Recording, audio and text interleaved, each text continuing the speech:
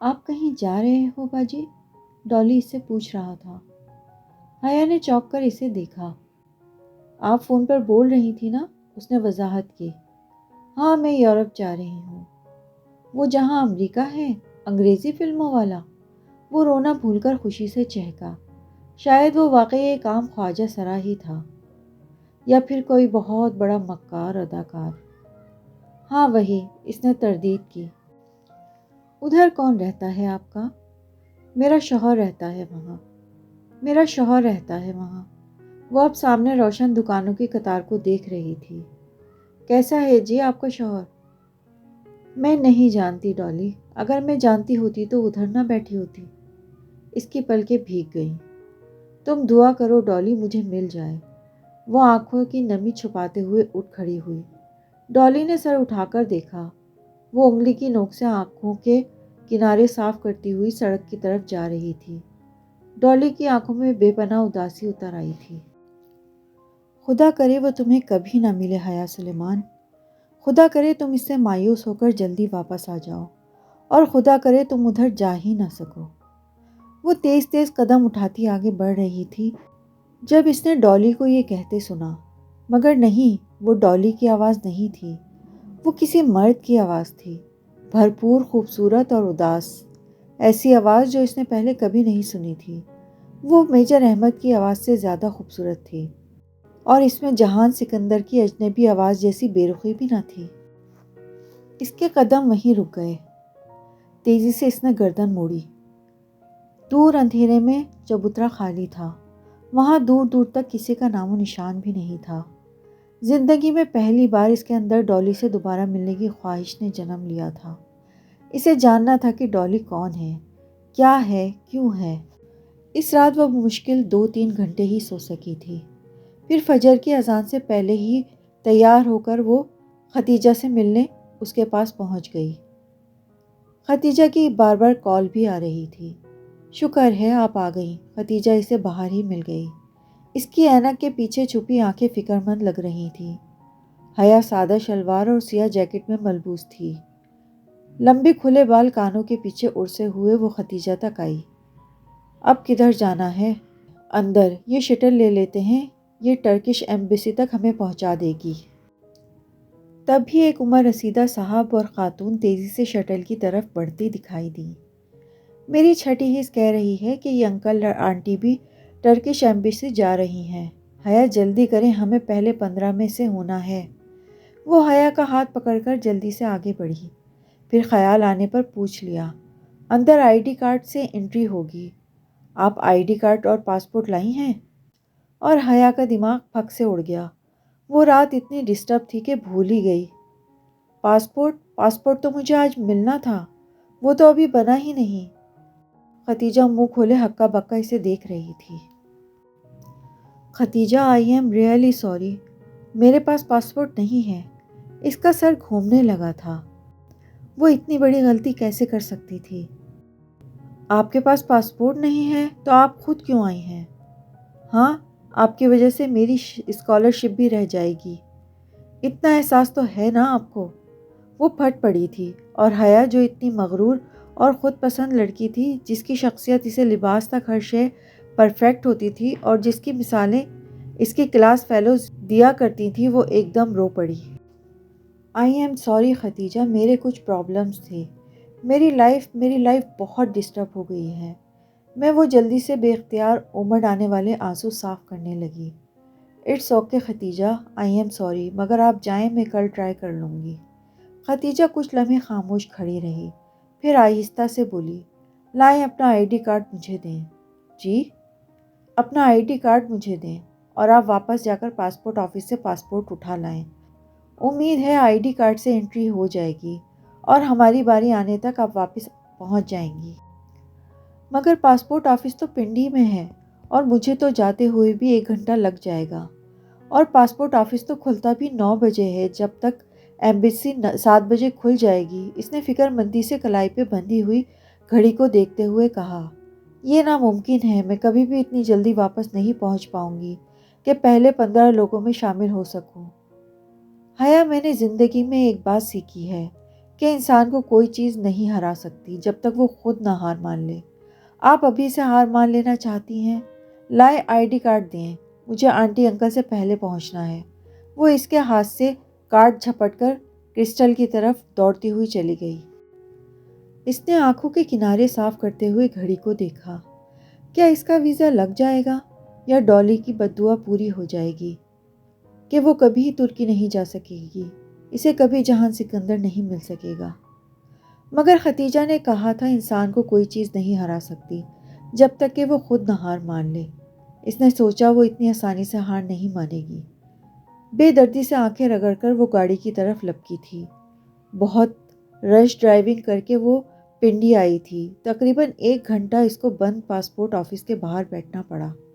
خدا خدا کر کے 9 بجے آفس کھلا تو وہ اندر بھاگی۔ شاید اس کی ہمت دکھانے کا صلہ تھا۔ 10 منٹ بعد وہ اپنا پاسپورٹ لیے آفس کی بیرونی سیڑھیاں اتر رہی تھی۔ تبھی کسی غیر شناسا نمبر سے اسے کال آئی۔ اس نے کسی خیال کے تحت فون اٹھا لیا۔ ہیلو ہیلو حیا، میں ختیجہ بول رہی ہوں۔ میرا فون تو باہر بھائی کے پاس ہے کیونکہ ایمبیسی کے اندر فون کی پرمیشن نہیں ہے۔ ایمبیسی کے گارڈ سے فون لے کر 100 منتیں کر کے کال کر رہی ہوں۔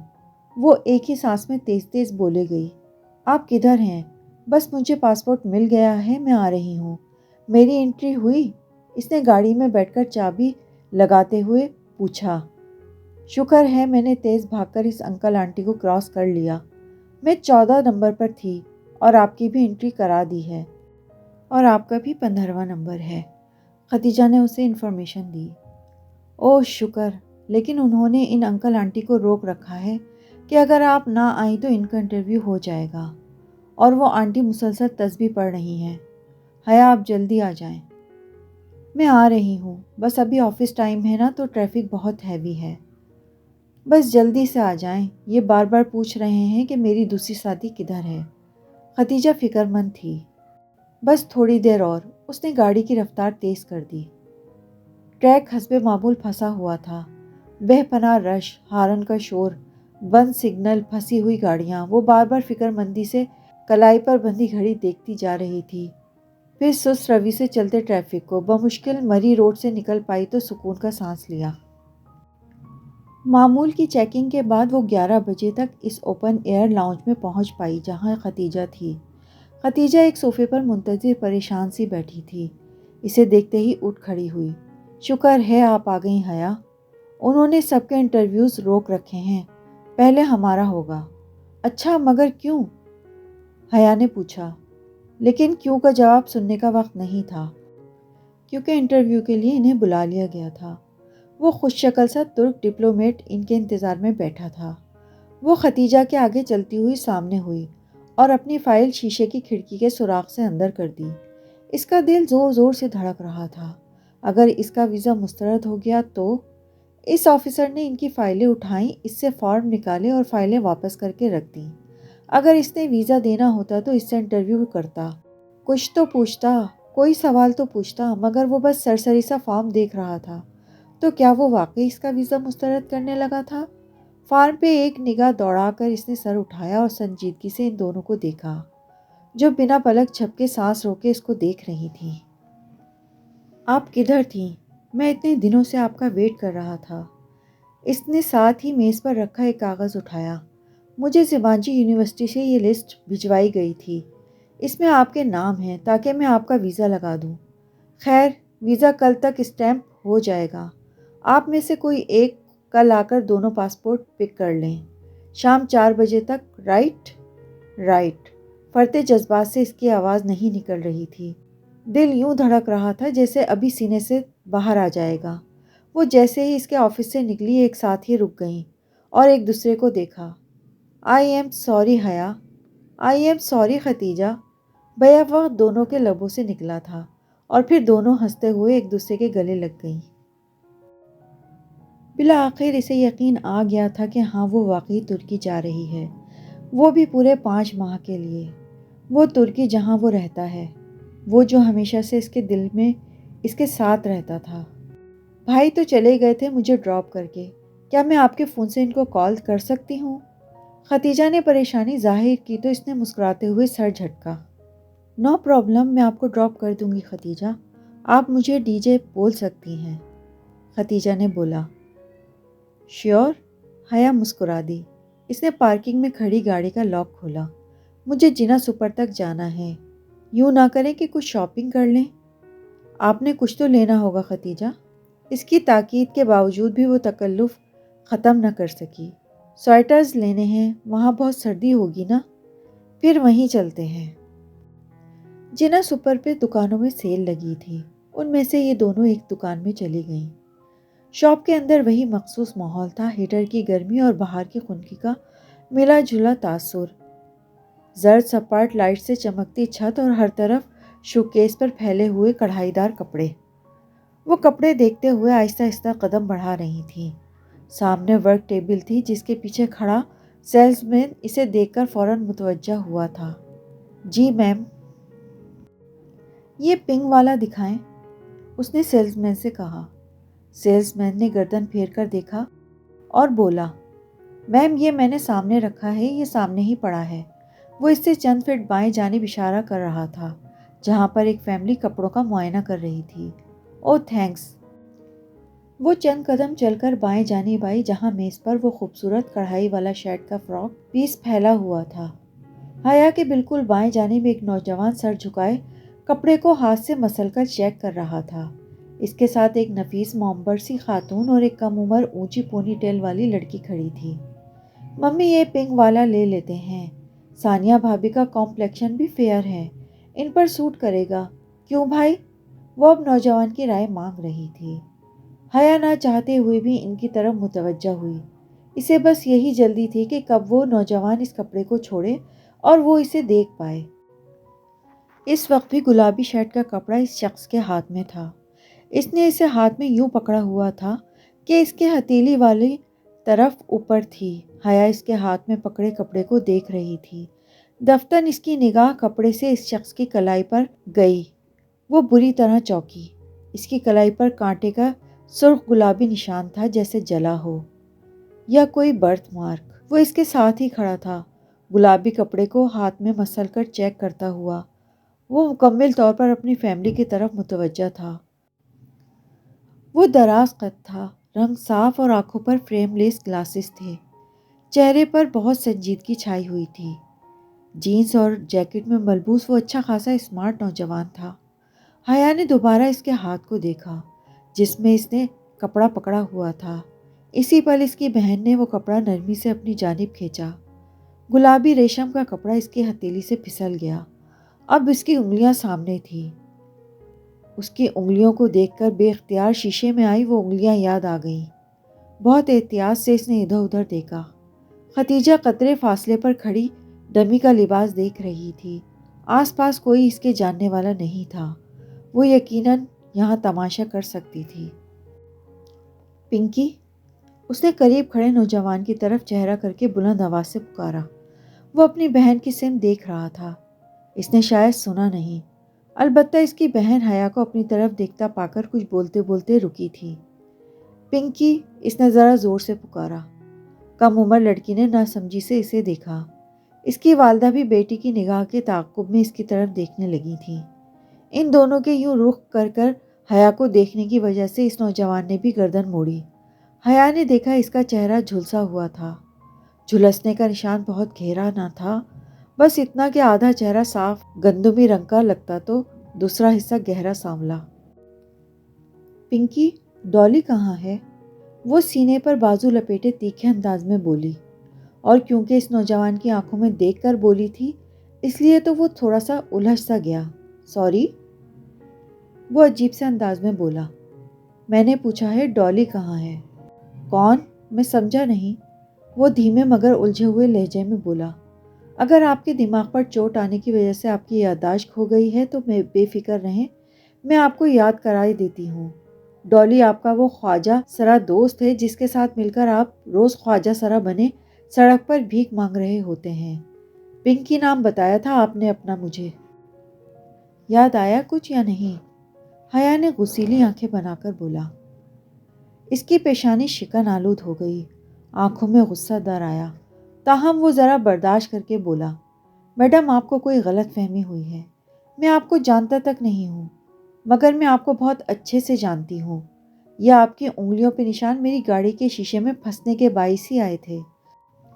مجھے یاد ہے اچھی طرح، اس وقت تم پنکی خواجہ سرا بنے ہوئے تھے۔ آپ کون ہیں؟ کیا پرابلم ہے آپ کو؟ وہ لڑکی مزید برداشت نہیں کر سکی تھی۔ میں وہ ہوں جس نے آپ کے ان بھائی صاحب کو خواجہ سرا بنے دیکھا تھا۔ اٹس انف، اس نوجوان نے غصے سے بولا۔ میں شرافت سے آپ کی بکواس سن رہا ہوں اور آپ بے لگام ہوتی جا رہی ہیں۔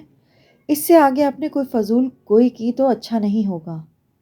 اتنی ہی شرافت ہے آپ میں تو خواجہ سرا کیوں بنے ہوئے تھے؟ کسی نے اس کے عقب سے کہا تو وہ چونکی۔ ختیجہ بہت اعتماد سے کہتی اس کے برابر آن کھڑی ہوئی تھی۔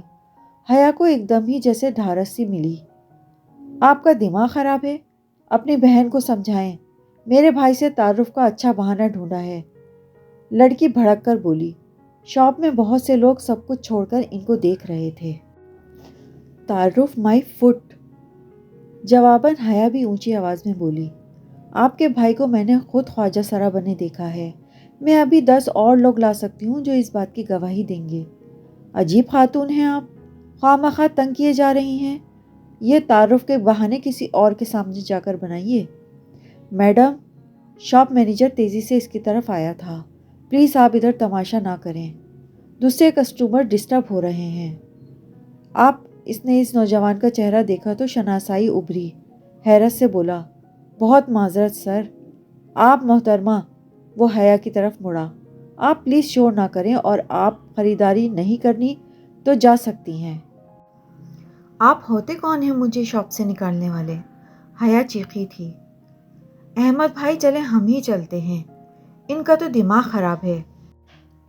I am really sorry major صاحب، شاپ مینیجر اس لڑکے سے بول رہا تھا۔ وہ نوجوان ایک تنفر بھری نگاہ اس پر ڈال کر اپنی ماں کا شانہ تھامے دروازے کی طرف بڑھ گیا۔ حیا نے چونک کر اسے دیکھا۔ میجر صاحب؟ احمد بھائی؟ تو کیا یہ؟ وہ سوچ میں پڑ گئی۔ توبہ ہے ان آج کل کی لڑکیوں کی، اس کی والدہ صاحبہ مسلسل ناپسندیدگی سے بڑبڑاتی ہوئی شاپ سے باہر نکل گئیں۔ حیا بہت غور سے کھڑی انہیں جاتے دیکھ رہی تھی۔ اسے اس شخص کے میجر احمد ہونے میں کوئی شبہ نہیں تھا۔ بلا شبہ وہ میجر احمد ہی تھے۔ حیا، اس سے پہلے کہ یہ مینیجر ہمیں دھکے دے کر نکالے، ہم بھی کھسک جائیں۔ ڈی جے نے اس کے قریب سرگوشی کی تو وہ چونک کر سر جھٹک کر آگے بڑھ گئی۔ باہر کھلی فضا میں آ کر اس نے بے اختیار کہا تھا، تھینک یو ڈی جے، اور یہ پہلی بار تھا جب اس نے ختیجہ کو اس کے معروف نام سے پکارا تھا۔ ڈی جے بے ساختہ ہنس دی۔ مجھے پتا تھا آپ جھوٹ نہیں بولتی، آپ نے واقعی اسے دیکھا ہوگا، مگر ڈی جے میں نے اسے واقعی خواجہ سرا بنے دیکھا تھا۔ حیا، ہو سکتا ہے وہ صرف ایڈونچر کے لیے خواجہ سرا بنا ہو، پتہ نہیں، اس نے بیزاری سے شانے اچکائے۔ چلو چلتے ہیں، وہ آگے بڑھ گئی۔ اس کا دل ہر شے سے اچاٹ ہو گیا تھا۔ 28 جنوری کو اسے اتحاد ایئر لائنز کا ٹکٹ ای میل کر دیا گیا جس کا اس کو پرنٹ آؤٹ نکلوانا تھا۔ پھر اسی ٹکٹ پر اسے 5 فروری کی صبح استنبول کے لیے روانہ ہونا تھا۔ شام میں وہ ارم سے اس کا ایوو مانگنے طایا فرقان کے گھر آئی تھی۔ اس کا نیٹ کام نہیں کر رہا تھا اور ابا ابھی آفس سے نہیں آئے تھے ورنہ ان کا استعمال کر لیتی۔ ختیجہ کا پیغام آیا تھا کہ سبانجی یونیورسٹی نے ہاسٹل کا الیکٹرک فارم پر کرنے کے لیے بھیجا ہے، سو وہ میل چیک کر لے۔ طایا فرقان لان میں بیٹھے اخبار پڑھ رہے تھے، اسے آتا دیکھ کر مسکرائے۔ آ گئی طایا کی یاد؟ انہوں نے صفحہ پلٹتے ہوئے نرمی سے پوچھا۔ جی، وہ مسکراتے ہوئے بولی۔ فلائٹ کب ہے؟ وہ اخبار پر نگاہیں مرکوز کیے ہوئے پوچھ رہے تھے۔ 5 فروری کو ہے طایا ابو۔ اپنا خیال رکھنا، ویسے بیٹیوں کو تنہا اتنی دور بھیجنا نہیں چاہیے، سلمان کا ہی حوصلہ ہے بھائی۔ خیر، تم ترکی میں اپنے لباس اور اقتدار کا خیال رکھنا، سر سے دوپٹہ نہیں اتارنا جیسے ارم نہیں اتارتی۔ آخری فقرہ کہتے ہوئے ان کے لہجے میں فخر در آیا تھا۔ حیا کے حلق تک کرواہٹ گھل گئی تھی۔ جی بہتر، میں ذرا ارم سے مل لوں۔ وہ جان چھڑا کر اندر آ گئی۔ کاش کہ وہ طایا فرقان کو بتا سکتی کہ مغربی لباس جو وہ یہاں ان کی وجہ سے نہیں پہنتی وہاں ضرور پہنے گی۔ اس نے بہت سے ٹاپس اور جینز خرید کر اپنے سامان میں رکھ لیے تھے۔ اور رہی سر ڈھکنے کی بات تو وہ خیر سے سبانچی میں سختی سے حرام ہے، مطلب بالکل منع ہے وہاں سر ڈھکنا۔ ارم کمرے میں نہیں تھی، باتھ روم کا دروازہ بند تھا اور اندر سے پانی گرنے کی آواز آ رہی تھی۔ وہ بے دلی سے اس کے بیڈ پر بیٹھ گئی۔ ارم شاور لینے میں بہت دیر لگاتی تھی، سو مجبوراً اسے انتظار کرنا تھا۔ دفتر سیل فون کی گھنٹی بجی۔ حیا چونکی۔ ارم کا فون اس کے ساتھ ہی تکیے پر رکھا تھا۔ اس نے گردن جھکا کر دیکھا۔ فون کی روشن اسکرین پر ایک نیا پیغام جگمگا رہا تھا، ساتھ ہی بھیجنے والے کا نام لکھا آ رہا تھا، حیا سلیمان۔ وہ بے یقینی سے فون کی اسکرین کو دیکھے گئی۔ کیا کسی نے ارم کو اس کے نمبر سے میسج بھیجا تھا یا ارم نے کسی کا نمبر اس کے نام سے سیو کر رکھا تھا؟ حیا نے محتاط نگاہوں سے باتھ روم کے بند دروازے کو دیکھا اور فون پر ایک دو بٹن دبائے۔ پیغام لمحہ بھر میں کھل گیا۔ میں کال کر لوں؟ صبح سے بات نہیں ہوئی، اب مزید انتظار نہیں کر سکتا۔ یہ دل اتنا مضبوط نہیں ہے جان۔ مطلب ارم نے کسی لڑکے کا نمبر اس کے نام سے سیو کر رکھا تھا۔ اس نے جلدی سے وہ میسج مٹایا اور سیل فون واپس تکیے پر الٹ کر رکھ دیا۔ ایک لمحے میں اسے سب سمجھ آ گیا تھا۔ ارم تایا ابو کی اسکارف والی سر ڈھکنے والی بیٹی، ایک عدد بوائے فرینڈ کی مالک تھی جسے لوگوں سے چھپانے کے لیے اس نے حیا سلیمان کا نام رکھا ہوا تھا۔ تب بھی وہ اس رشتے پر خوش نہیں تھی۔ حیا کو یاد آیا۔ وہ مزید بیٹھے بنا وہاں سے نکل آئی۔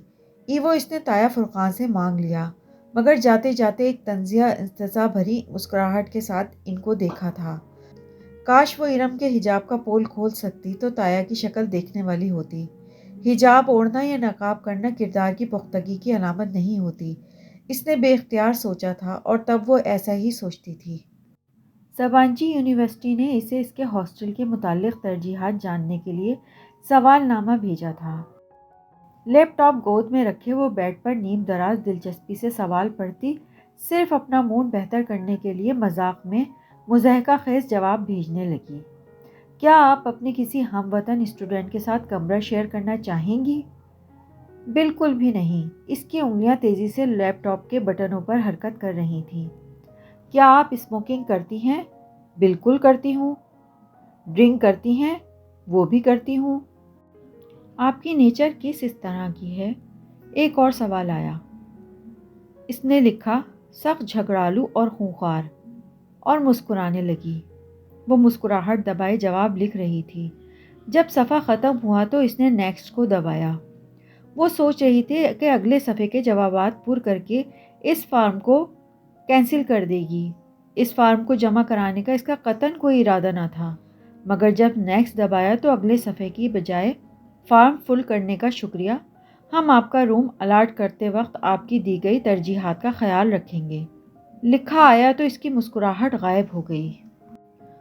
اف خدایا، یہ میں نے کیا کر دیا؟ وہ جھنجلا کر اٹھی اور لیپ ٹاپ ایک طرف رکھا۔ فارم سبانچی کو جا چکا تھا اور اس کا پہلا ہی تاثر کتنا برا پڑا ہوگا وہ جانتی تھی۔ اس کی پیکنگ ابھی مکمل نہیں ہوئی تھی۔ اس نے ایک نگاہ کھلے سوٹ کیس اور بکھری اشیاء پر ڈالی، پھر کچھ سوچ کر باہر آئی۔ لاؤنج خالی تھا۔ حیا نے ٹیلی فون اسٹینڈ پر رکھی ڈائری اٹھائی اور صفحے پلٹنے لگی۔ اس ڈائری کے ایک صفحے پر سبین پھپھو کے گھر کا پتہ اور فون نمبر لکھا تھا۔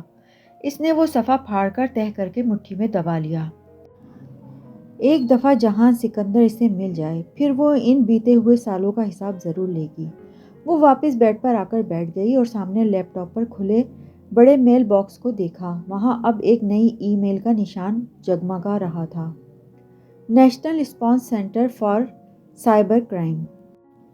اس نے قدرے الجھ کر اس میل کو دیکھا اور کھولا۔ بھلا اب سائبر کرائم والے اس سے کیوں رابطہ کر رہے تھے؟ صفحہ کھل گیا اور جیسے جیسے پڑھتی گئی اس کی آنکھیں حیرت سے پھیلتی گئیں۔